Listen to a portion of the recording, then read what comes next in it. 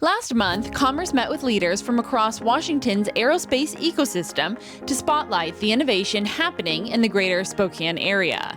I run the industry group for Eastern Washington, North Idaho, and Montana, and our members do work in aerospace and a number of other sectors as well.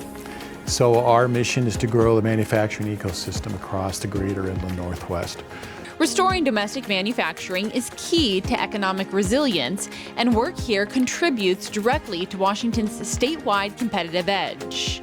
Over the last 40 years, we've exported a lot of manufacturing offshore. And in the process of bringing that back, manufacturing is more critical than ever. And we need to grow it quickly because we essentially, we had a lot of attrition over the last 4 decades. So we've got a lot of room to make up.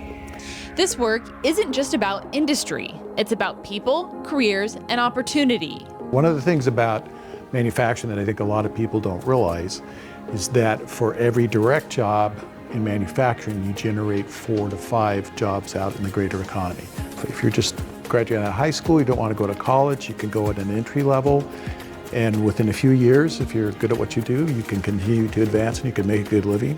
For many families, manufacturing careers create stability, especially as housing and living costs rise. Because right now, those people are struggling, and with increasing housing costs and all that, they need careers that'll enable them to be able to actually buy a home. Preparing the next generation starts early through exposure, hands-on learning, and strong school-to-career pathways. So if we can work with our kids and our school districts, our K through 12, let's start doing tours. Let's start, having job shadowing.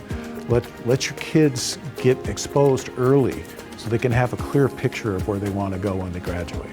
With collaboration between industry, education, and commerce, Spokane is helping build the workforce of tomorrow and strengthening Washington's aerospace future.